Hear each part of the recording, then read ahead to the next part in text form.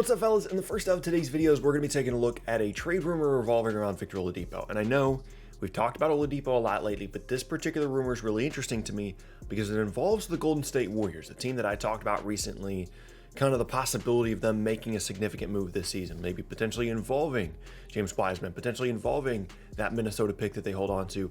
And now that they're connected to Oladipo, I think that's an interesting fit.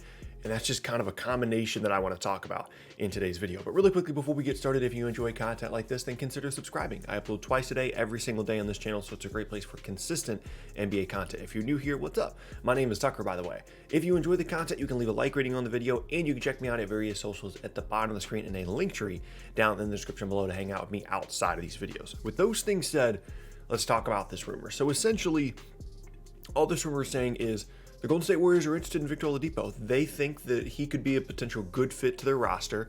Their understanding of the fact that their ability to improve their team is primarily through the trade market moving forward, as well as in this upcoming draft with the Minnesota pick, or in the following draft if the pick rolls over. They understand that they're not going to have a chance at Victor Oladipo or anybody else significant in free agency. They have the highest payroll in the league by far.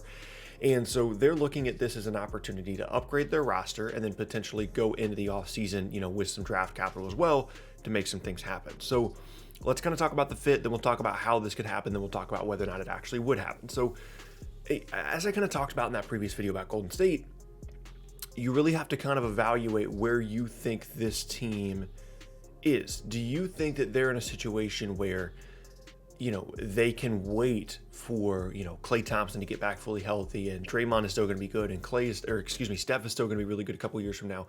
And then there's going to be this window in which everything comes together, in which the younger guys on the roster like Wiseman get a lot better, whoever you get with the pick get a lot better, at the same time that Curry, Klay, and Draymond are still really good? Or are you someone that thinks that those guys are going to decline pretty fast, pretty soon, at least Klay and Draymond, assuming you think Klay is going to come back fully healthy? And by the time the young guys are good, it's going to be too late. You're just going to be kind of stuck in this middle ground. I think those are kind of the two schools of thought about where Golden State is at. For me personally, it's really difficult to make that decision. But if Victor Oladipo is someone that's available to Golden State, I would absolutely explore the possibility, because I don't think they would need to give up either Wiseman or that Minnesota pick in this potential trade, leaving that option open to either use Oladipo in a trade down the road to go and get someone like Bradley Beal, or to add someone in addition to having Oladipo, Curry, Steph, Draymond, and then, whoever else. So here's what I'm thinking in terms of how this could actually happen for Golden State.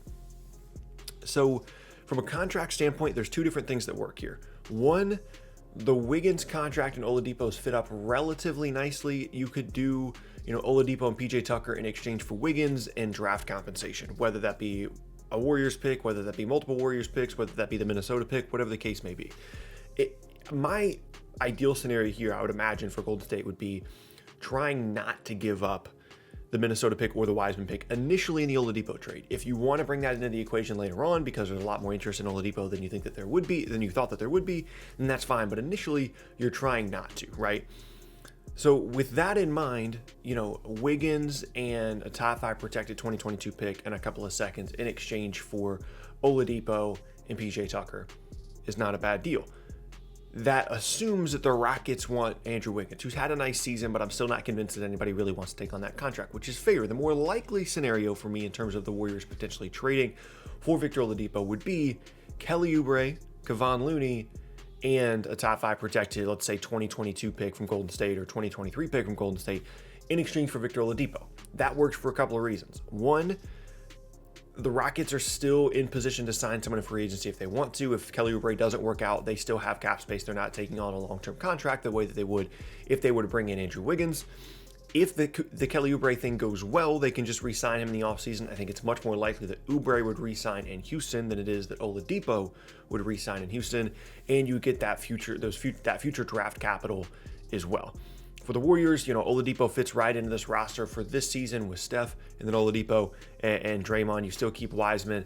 Wiggins still plays the 3, and Oladipo is a really, really good player for Golden State. And then once Klay comes back, that's kind of a smaller backcourt between Oladipo and Curry, and then playing Klay at the 3. But ultimately, I feel like you could probably make something work there amongst those 3 guys once Klay does come back fully healthy. So I really like that fit there for Golden State. Again, the priority here would be trying to keep Wiseman in the Minnesota pick. If it came down to it and the Rockets asked for it, I personally would not give up either of those assets in exchange for Oladipo. I don't think it's worth it, considering that he is an unrestricted free agent at the end of the season. But if Golden State wanted to entertain those offers, they certainly have the assets to bring in Oladipo at the end of the day, should that really be a huge priority for them. Now, the other thing to consider here is the likelihood of Golden State re-signing Oladipo. We've talked about him plenty lately, and one of the things that we've talked about is the fact that he seems pretty stubborn about this idea, at least reportedly, of ending up in Miami, either via trade this season or in the offseason. Now, things can change quickly, and you don't always know how much you can trust certain reports, but if you're Golden State, and, you're not giving up the Minnesota pick or, James Wiseman here, but even if you're giving up Oubre and a pick, like, those are still relatively significant assets to give up for a player that you don't know if you're going to re-sign. So I'm sure they'll get that intel before they make the move for Oladipo. But what I would say is I think it's significantly more likely that Oladipo would re-sign in Golden State rather than in Houston. Houston is not in a good situation right now. They can't win any games. The future is very, very uncertain.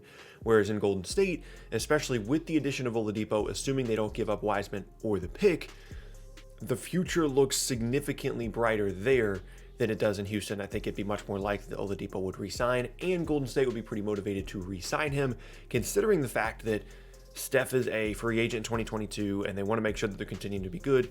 And, they don't have any other avenue to improve their team anyway, so they're going to be motivated to give Oladipo a ton of money to be able to retain him rather than losing the assets that they gave up in the deal. So at the end of the day, I think it's an interesting combination. I think Oladipo fits well into the timeline as a guy that's 28, 29 years old. He's obviously ready to contribute in a significant way right now, and I think fits pretty well in that Golden State roster. Now, of course, the question mark with Oladipo, as is the case anytime we talk about him, is health. Is he going to be able to, shake off this rust and play well, or is this just who Victor Oladipo is now? We've kind of had this up and down relationship with Victor Oladipo over the last, year and a half or so, where you never really know what you're going to get.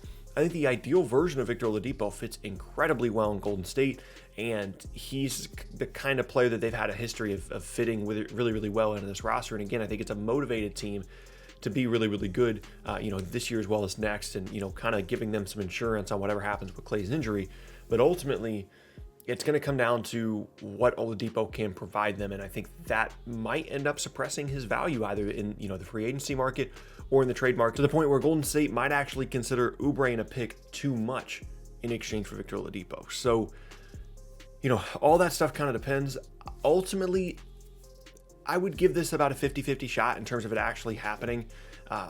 It really depends on how confident the Rockets are in re-signing Oladipo. If they really don't think they're going to be able to bring him back, they're going to be pretty motivated to get any kind of value out of him. And if it comes down to it, maybe this is a trade that they're willing to accept. Again, primarily I'm looking at the Oubre plus a pick situation here because they just really don't want to lose that asset, and I don't blame them. So we'll have to kind of keep an eye on this, continue to see how this develops. This is certainly a very interesting rumor among many, as we are, 2 weeks away?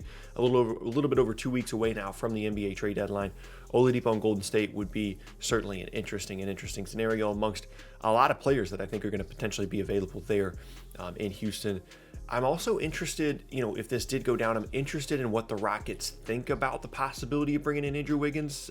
I think if Andrew Wiggins was making $10 million a year, this would be significantly different. I think he's had a fine season, but the problem, of course, is that contract. And that's one of the reasons why, Golden State got the pick that they did, in exchange for D'Angelo Russell, was they took on the Wiggins contract, and their ability to continue to rehab him into an asset is pretty clear. And that's it's pretty clear that that's their desire. Whether or not it's actually going to happen and he's going to be a good asset, we'll have to kind of see down the road. I wouldn't be surprised to see him be involved in an Oladipo trade, depending on what Houston thinks about him, considering that he is still like 25, 26 years old. But ultimately, I think if it did happen, it would probably be Oubre plus a pick. It would be because Houston is desperate to not lose Oladipo for nothing. And I think it would be a good move for Golden State. And then again, you've got that extra pick and Wiseman you can dump down the road as well. Like, imagine you went, they make this deal, they keep Wiseman the pick, and then you're looking at Steph, Klay, Oladipo, Draymond, and then whatever five you want to bring in or whatever wing you want to bring in down the road, with the Wiseman asset in the pick. All of that would be super interesting. So yeah, that's going to be the end of the first video of the day, and I thank you guys very much for watching. As I said at the beginning, my name is Tucker. If you enjoyed the video, be sure to leave a like rating on the video. You can check out more from me as well. The box is on screen, as well as on the channel as a whole, as I upload twice a day, every single day. In the second video of the day, we're going to be talking about some 2021 free agency stuff. Just some of the weirdest scenarios of 2021 free agency, kind of some takeaways from that. We've been doing a lot of trade stuff recently, so I wanted to look a little bit more towards the offseason in terms of free agency in the second video of the day, so be on the lookout for that. With those things said, hope you guys have a fantastic rest of your day. As I said, my name is Tucker, and I will see you all next time.